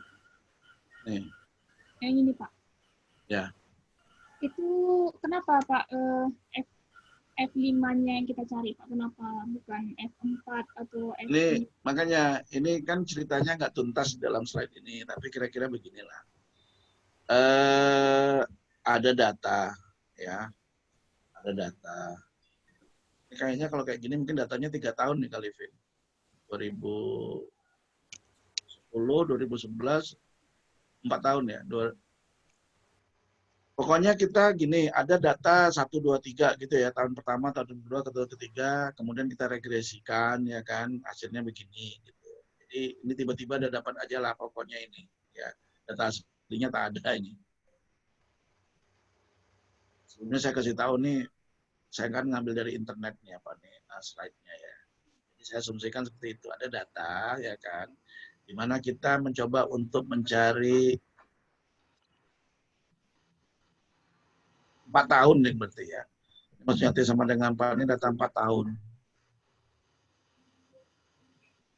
T sama dengan 4. Itulah pokoknya ada data entah 3 tahun, entah 4 tahun. Kita ingin mencari saat T sama dengan 4. Ya kan? Jadi kita ingin mencari taruhlah tahun ke depan itu adalah T sama dengan 4 gitu kira-kira ya. Waktu tahun ke-4. Nah, kita perolehlah nilai 4. Ini coba kamu kaliin berapa sih nilainya? Jangan-jangan salah nih. Benar, Berapa Pak. jadinya? Benar, benar kok Pak. 58,17 ya. Ya. Jadi singkat cerita, pokoknya saat T-nya ini kita ganti dengan 4, ya kan. Kita dapatlah bahwa untuk tahun depan, gitu kan, total penjualan itu 58,17, gitu loh ceritanya. Yang maksud F5 itu di situ apa Pak? Maksudnya F5 itu ya tahun depan itu. Tahun depannya, berarti ini datanya 4 tahun, berarti tahun Ya, kelima. gitulah kira-kira. Pokoknya nih tahun ini, gitu kan, ini kita mau tahu tahun depan. Tahun depan itu 58,17, ya kan. Nah, tapi kan tahun depan itu tuh ada 4 musim. Berapa kira-kira nilai dari masing-masing musim gitu loh ceritanya. Paham? Ya, Pak. Jadi secara agregat tahun depan itu tuh data tersebut kita ramalkan tahun depan itu permintaan adalah 58,17 unit. Nah, kita cuma mau tahu sekarang pada musim 1 atau kuartal 1 berapa tingkat penjualannya. Pada tahun pada kuartal kedua berapa, pada kuartal ketiga berapa, pada kuartal keempat berapa. Oke? Pak. Belum? Udah? Udah Pak. Oke. Nah, tentunya itu semua tergantung faktor seasonalnya. Ya. Faktor seasonalnya dari mana kita peroleh? Ya dari pengalaman sebelumnya, gitu kan. Oh, kira-kira. Baik, sekarang kita coba aplikasinya ya. Saya presentasikan itu. Share screen. ini adalah skripsinya si Eka Faulina ya. Testing ya. Ramalan minyak sawit ya. Di tahun 2008 nih. Baik, jadi ini sebetulnya pakai metode kayak gini nih asik loh. Kenapa asiknya? Karena nggak usah kemana-mana. Duduk aja depan komputer, kumpulin data-data sekunder. Dah, analisis. Ya, cuma dia dulu lama karena dia pakai apa? Dia pakai ini nanti baca aja di skripsinya ya.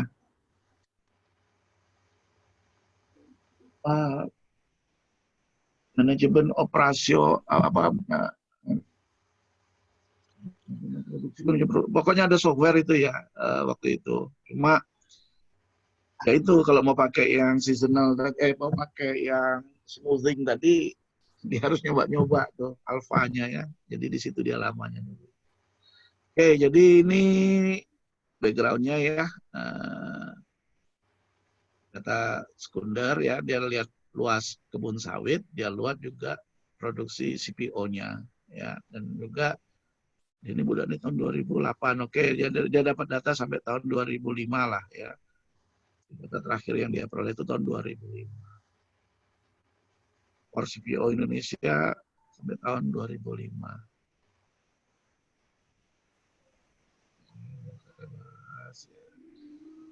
Nah, dengan demikian dia mencoba nyari data ya dari tahun 90 sampai tahun 2005 gitu. Berapa tahun berarti itu? 15 ya. 15 tahun. Jadi datanya semuanya data sekunder nih. Ya. Kan udah belajar metode ilmiah kan? Ya. Udah. Udah, Pak. Ya sama saya kan. Dilema antara memilih penelitian data primer atau data sekunder kan? Ya. Nah, dan plus minusnya, salah satu kelebihan dari menggunakan data sekunder, ya nggak usah panas-panas gitu kan. Nggak usah jauh-jauh perginya gitu. Ya relatif sih. Kelemahannya, apakah datanya ada? Itulah kelemahannya kan. Jadi, nah dia menggunakan analisis time series. Nah di sini ya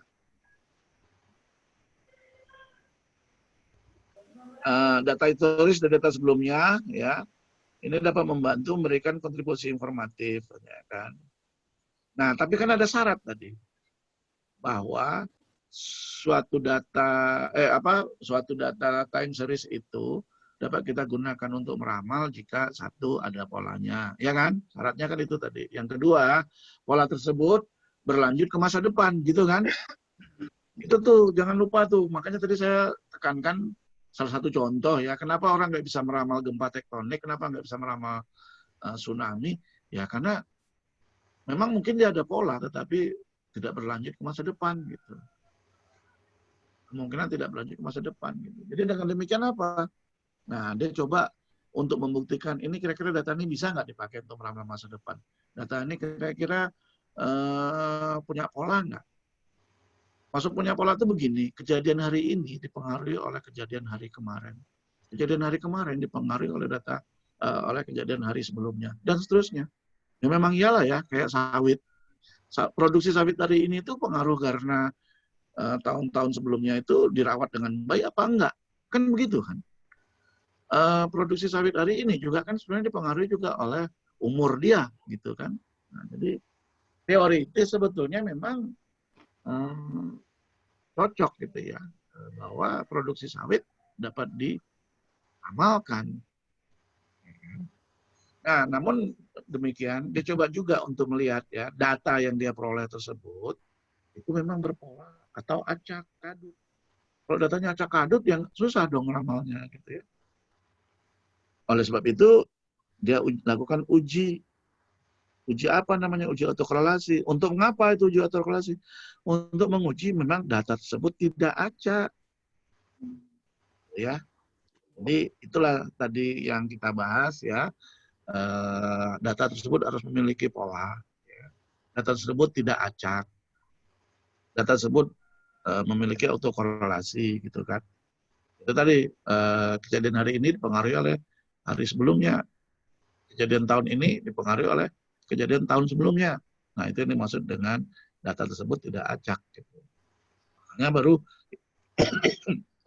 cocok kalau kita gunakan analisis time series gitu, karena mempertimbangkan keterkaitan hari ini dan besok ke depan itu tuh dengan data-data sebelum-sebelumnya. Tuh, itu kira-kira ya. Yang kedua, dia di sini mendefinisikan dia akan menggunakan metode pemulusan karena dia khawatir mungkin data tersebut berfluktuasi yang tadi bergerigi-gerigi itu tadi. Mengenai autokorelasi tadi, dia menggunakan parameter namanya QLB, quality dari 3 orang ini, Jung, Box, and Pierce ini. Ini ada sih di software, di MATLAB ada ini. Jadi bisa dia lakukan analisis tersebut. Ya. Di mana dia melihatnya? Ya, jika nilai statistik value, ya QLB hasil hitungan lebih kecil daripada QLB critical, ya kan? QLB tabel tuh harusnya ya. Maka terima H0. Apa H0-nya? H0 itu tidak terjadi serial korelasi, tidak terjadi autokorelasi. Alternatifnya apa? Terjadi serial korelasi. Yang kita harapkan apa? Tolak H0. Gitu. Supaya bisa dianalisis data itu. Kalau H0-nya diterima, ya berarti sulit. Karena diperkirakan data tersebut tidak memiliki pola atau mungkin tidak tidak berlanjut ke masa depan gitu. Ya. Nah, ini sebetulnya statistik umum seperti ini. Tapi kita modern sekarang pakai komputer ya. Biasanya kita tidak perlu lagi melihat critical value atau nilai tabel gitu ya. QLB tabel segala macam enggak usah. Jadi kita lihat dari nilai P value-nya saja nanti. Sudah saya bahas dulu ya pada waktu analisis kuantitatif, kita lihat P value ya atau F hitung dulu itu ya. Kita cari semakin kecil dia, semakin signifikan pengaruhnya kan gitu ya. Nah, kemudian apa yang akan dia lakukan analisisnya? Dia menggunakan metode moving average tadi ya. Kemudian menggunakan metode moving average with trend linear.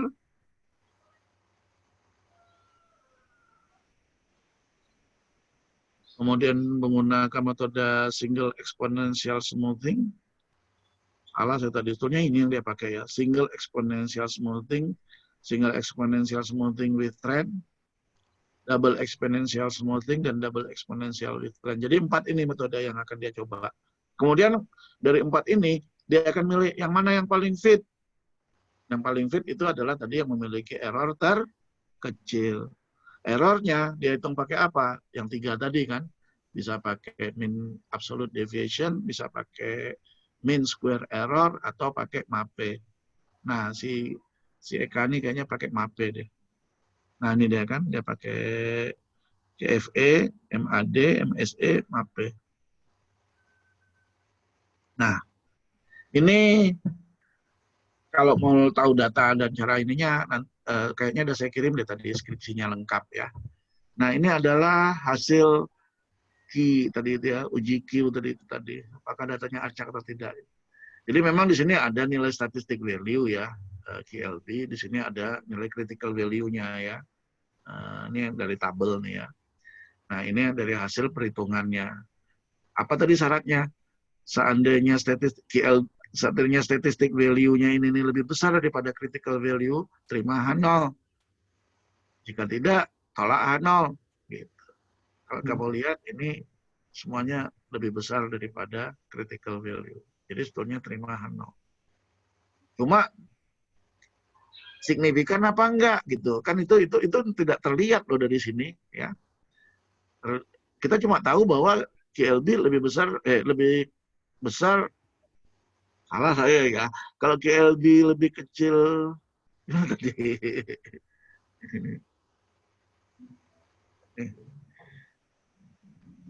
Jika kalau kecil ya, QLB kecil daripada itu terima H0 ya. Benar kan? Jadi di sini kita lihat QLB-nya semuanya lebih besar daripada critical value. Jadi dengan demikian H0 ditolak. Ya. Kapan nano diterima? Kalau KLB kecil daripada critical value. Ini semuanya ditolak.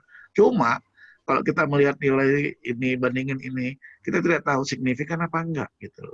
Sehingga memang kita lebih suka melihat nilai P value gitu. Ya. Uang ada keluar sendiri kok di hasil analisis menggunakan program tadi ya. Jadi kalau saya sih memang lebih suka lihat P value aja. Di P value ini akan terlihat apakah nanti dia itu diterima atau ditolak. Nah, kita terima H0 kalau P value itu besar dari 0,05. P value besar dari 0,05. Nah, ini faktanya P value-nya kecil dari 0,05. Berarti ini signifikan. Ini sangat signifikan. Ya. Bahwa kita menolak H0 dan sangat signifikan. Jadi apa artinya menolak H0? Bahwa data tersebut tidak acak. Tersebut memiliki pola. Ya. Jadi kalau memiliki pola berarti semua data ini bisa kita pakai. Saya lupa tadi. Jadi dia itu untuk menganalisis di dalam skripsinya dia ada 10 set data ya. 1, 2, 3, 4, 5, 10 set data yang dia gunakan untuk pembahasannya nanti. 10 set itu maksudnya gini, dia memiliki data harga domestik sawit ya dari tahun ke tahun, mulai dari tahun berapa tadi? 2005, tahun 90 ya, 15 tahun tadi ya. Dia memiliki data produksi CPO mulai tahun 90 sampai tahun 2005. Dia memiliki data 2005. 2005 ya? Oh iya. Jadi dia memiliki data ekspor Malaysia dari tahun 90 sampai 2005. Dia memiliki data produksi dunia dari tahun 90 sampai 2005. Jadi masing-masing data ini, masing-masing set data itu adalah data dari tahun 90 sampai 2005 tadi. Gitu. Yang dia uji. Dan ternyata semuanya adalah menyatakan bahwa data tersebut tidak atau memiliki serial korelasi atau berkorelasi dengan waktu-waktu masa lalu. Memang itu yang mau kita pakai. Akan dia lakukan proses analisis, ya. Nah, menggunakan analisis tersebut, ya, ini udah outputnya aja. Jadi dia pakai MAPE. Jadi ini adalah data-data MAPE. Areal sawit Indonesia ini setelah dianalisis, ya, kalau pakai SES, MAPE-nya 10,275, SES-T 25,74. MAPE-nya ya, DES 10,729. Pakai DST, pakai MAPE-nya 29,19. Dengan demikian areal sawit Indonesia ini sebaiknya kita pakai metode SES kah, SES-T kah, DES atau DST.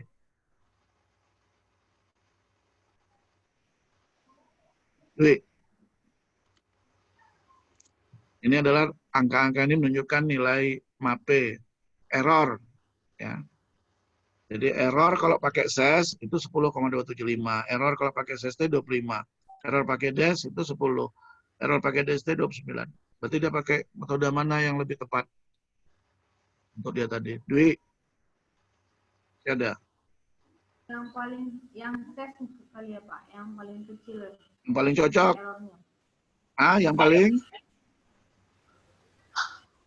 Error yang paling apa? Yang paling kecil. Iya. Yang mana error paling kecil, Wi? Yang SES, Pak. SES. Iya. Jadi untuk meramal areal sawit Indonesia, dia pakai SES. Dia tidak pakai yang lain karena errornya lebih gede.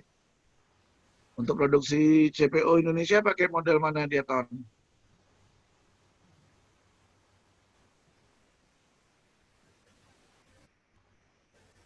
Oh, nih.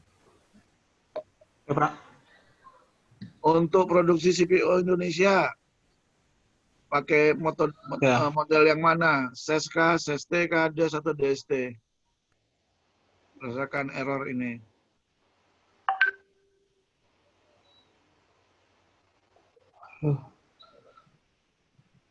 Dwi aja jauh di kuadriksi bisa jawab. Tony yang dekat bisa jawab. Kamu ngerti nggak pertanyaannya? Kurang paham, Pak. Ulang. Ini angka-angka ini menunjukkan nilai error. Errornya apa? Error dari MAPE ini tadi loh. Dia pakai metode MAPE. Ini adalah error. Ya. Error saat kita menggunakan data produksi SEPO Indonesia dianalisis pakai model SES, pakai model SEST, pakai DES, pakai DST. Ya. Itu errornya kalau SES itu 11,051, pakai SEST 5, pakai DES 12, pakai DES 5 juga. Dengan demikian, model mana yang lebih cocok digunakan untuk meramal?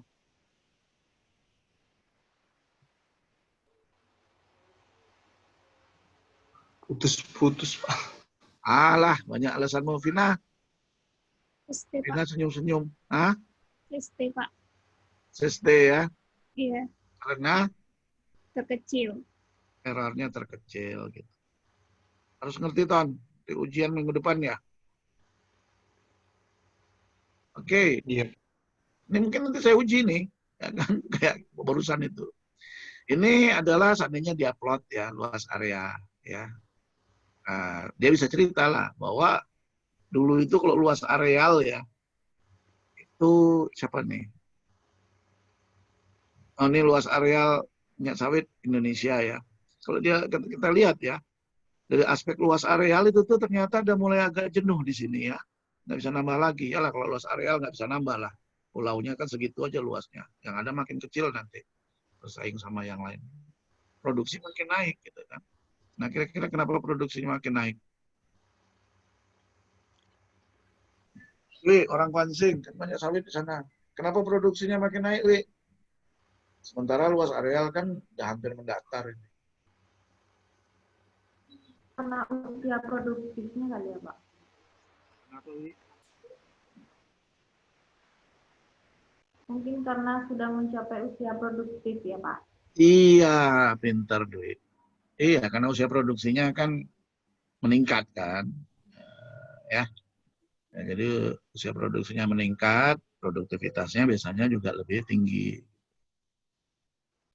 Nah, ini ya, ini semua kita lewatkan aja. Ini juga fenomena menarik ya. Jadi dulu ya, ini yang coklat ini Malaysia. Malaysia ini jauh loh di atas Indonesia tuh tahun 90 ya.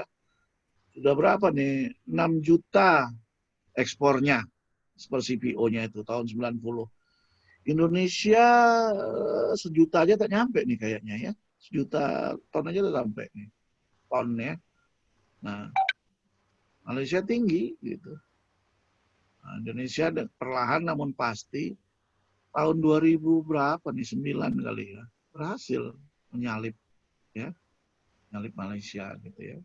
Dan setelah itu Indonesia yang paling besar emang produsen sawit. Maksudnya ekspor CPO dari Indonesia. Soal duitnya nanti masuknya ke Malaysia lagi ya mata uang gitu kan karena memang Malaysia itu karena lahan dia ada penuh invest ke Indonesia kayaknya ya. Nah, jadi kesimpulan dia sebetulnya ya, tinggal baca aja nanti. Dia akhirnya bisa meramal ya.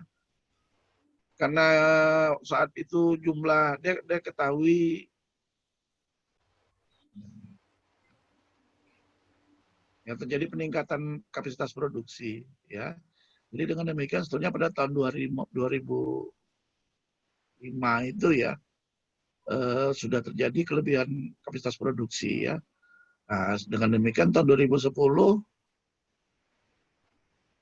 dibutuhkan pembangunan PKS lagi ya, PKS yang ukurannya adalah yang 643 ton per jam. Ya. PKS yang dengan kapasitas 45 ton per jam ya. Jadi dengan demikian bisa kita hitung misalnya 6.000 dibagi 45 ya per jam. Sekian ratus PKS masih dibutuhkan pada tahun 2010 kemarin gitu ya. Karena memang di tahun 2010 dengan peramalan dia tadi, itu terjadi kelebihan ini kan, ya, kelebihan ini,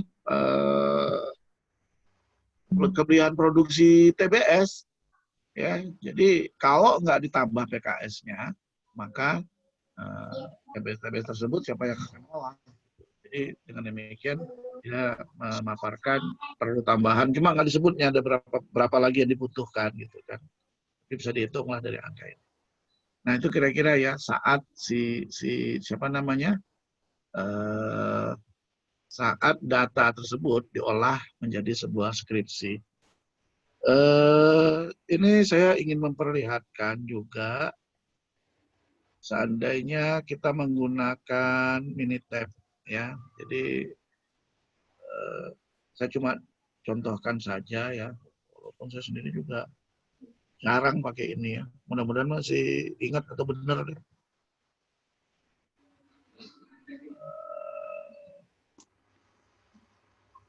Kita lihat aja misalkan kaitannya dengan produksi sawit ya.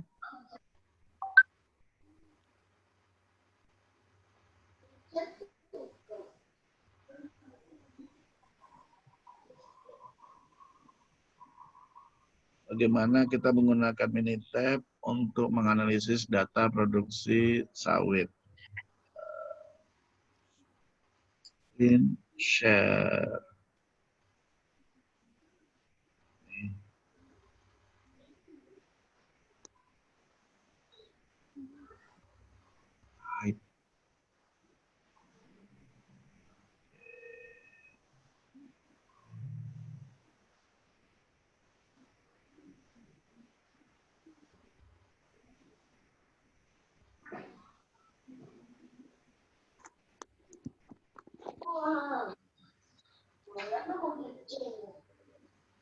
Datanya sebenarnya seperti ini ya. Mana sih? Kalau kita ulang dari awal.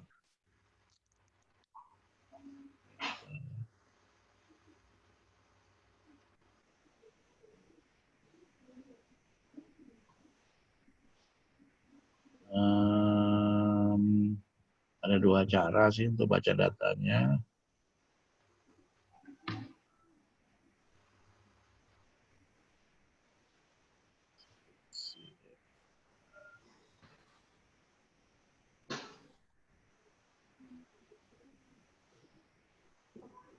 Kalau kayak gini yang kelihatan gambar apa?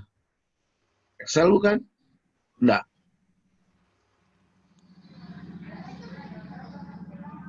Halo? Melihat gambar Excel, gambar apa, Vin? Excel, Pak. Mirip Excel. Excel, Pak. Excel ya? Excel ya? Yes. Tulisan produksi ini ya? Ya. Nggak ada nampak tulisan.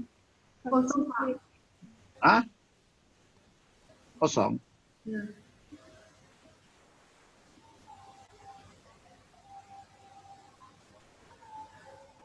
Share screen. Kalau ini kelihatan? Ya, Pak. Belum. Tahun Oke.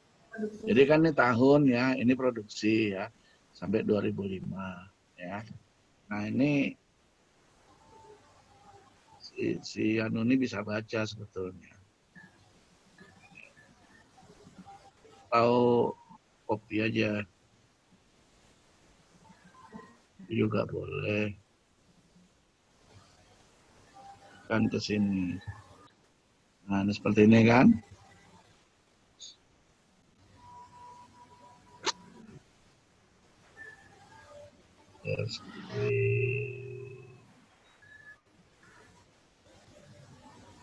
Nih.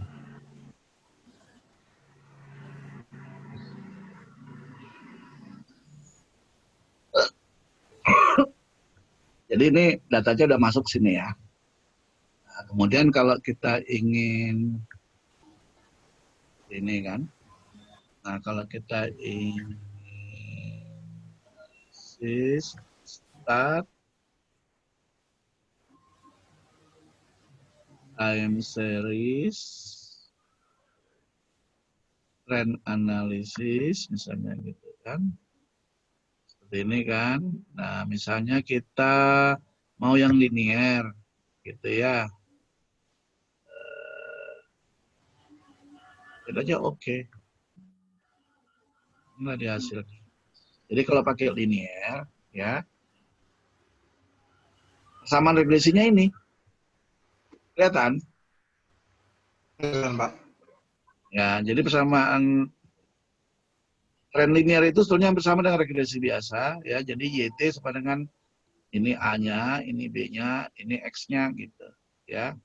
Jadi untuk melihat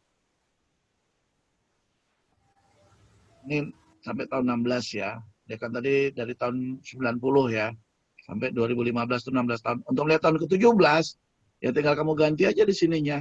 Menjadi angka 17 gitu ya enggak? Ya, 17 gitu. Sehingga nanti dapatlah angkanya berapa. Kalau mau pakai manual ya. Kalau mau pakai apa namanya? Kalau mau pakai dia yang ngitung bisa juga start time series trend analysis ini generate forecast misalnya number of forecast misalnya 3 tahun ya, coba lihat berapa jadinya. Nah ini dia berapa nilainya, yaitu 1454450 gitu kan. Nah, tahun berikutnya 1513071, tahun berikutnya ini. Paham ya? Jadi itu kira-kira kalau kita mau menggunakan Minitab untuk memforecast 3 tahun ke depan. Yang hijaunya adalah hasil forecast-nya dia bilang. Nah, di satu sisi dia juga selain mengeluarkan nilai ininya, persamaan modelnya, dia juga memberikan nilai ini tadi, error ya.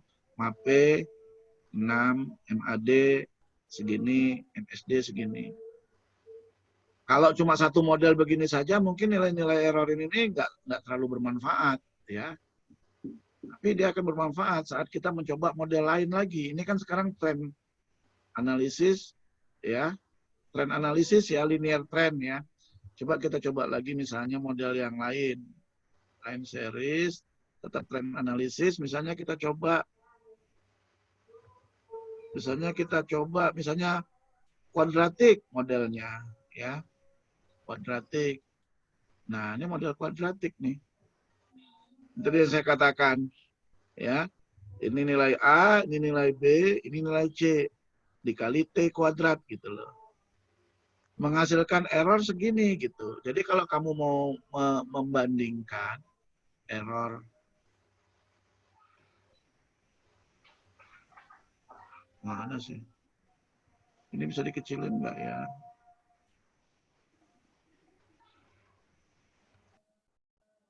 Nih, kalau kamu membandingkan dengan yang linear tadi, kamu bisa lihat, ya.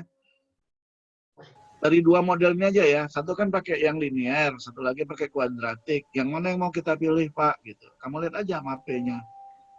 Mana yang lebih besar? Besar mana kira-kira? MAPE-nya? Abang besar yang Iya. Besar yang linear kan? Iya, Pak. Berarti yang 6, lain juga. Berarti kita pilih yang mana berarti? Kuadratik. Kuadratik gitu loh. Itu kira-kira ya. Jadi gunanya kita melihat error, seandainya kita ya itu tadi menggunakan model lebih dari 2 gitu, ya. Kalau kamu mau nyoba lagi boleh start time series tadi trend ya. Misalnya kita pakailah misalnya eksponensial, gitu kan. Nah ini hasilnya gitu. Nggak tahu saya mana yang lebih besar errornya, ya. Eksponen. Nah, kayaknya masih bagus yang ini ya. Masih bagus yang apa tadi? Yang kuadratik ya. Kuadratik itu 3,81, di sini 4,0 itu. Ya, jadi dari 3 model ini Yang paling fit itu adalah yang kuadratik, nomor 2 adalah menggunakan eksponensial, yang nomor 3 atau yang terakhir baru pakai tren gitu. Itu kira-kira gambarannya. Ngerti? Ya, karena ini ada recordingnya ya, mudah-mudahan kalau nanti kalian punya soft copy-nya dari file tersebut diinstal ya, kalian bisa coba sambil baca punya Eka. Itu kira-kira ada pertanyaan? Jadi gini, kalau forecast-nya gimana Pak? Bisa kamu langsung pakai di ini tadi kan ada dia masukin kayak ini tadi ya, time series, trend analysis. Nah di sini kalau mau generate forecast gitu, kamu isi aja mau forecast berapa ini gitu. Ini misalnya gitu kan, tampilkan di sini nih. Ya, kuadratik juga seperti itu tadi. Gitu. Nah juga kamu hitung, masukin aja di sini gitu. Ya, berapa nilai T-nya? 17 tadi kan. Sama nggak hasilnya dengan ini? Ya harusnya sama. Ada pertanyaan? Minitab punya nggak? Ini aplikasinya Minitab nih, Pak. Saya pakai Minitab ya, lebih mudah gitu. Lebih mudah. Lebih mudah.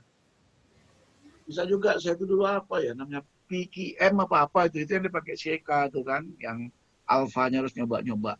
Jadi di sini sebetulnya banyak menu nih ya di start ini. Jadi time series ya. Kalau multivariate itu kita kemarin tuh pakai faktor analisis ada pakai lagi itu kemarin. Principal komponen ya, cluster kan. Jadi pakai time series. Nah si Eka tadi ini pakai decomposition atau ini single exponential smoothing sama double exponential smoothing. Ya. Banyak di sini. Arima pun ada. Gitu. Kita nggak sampai ke sana. Ya. Dan juga ada. Dan ini tadi ya linear apa-apa gitu ya. Oke. Cobalah cari Minitab ya kalau mau nyobain gitu. Tapi untuk ujian sebetulnya mudah-mudahan video ini bisa kamu perhatikan lah. Ya? Ada pertanyaan? Ada pertanyaan? Kalau nggak ada, kita sudahi. Minggu depan ujiannya. Ujiannya kok. Saya usahakan multiple choice. Oke? Sampai ketemu lagi minggu depan. Siapa? Terima kasih, Pak. Ya, sama-sama. Pak. Sehat selalu ya. Ya, apa, Vin? Udah?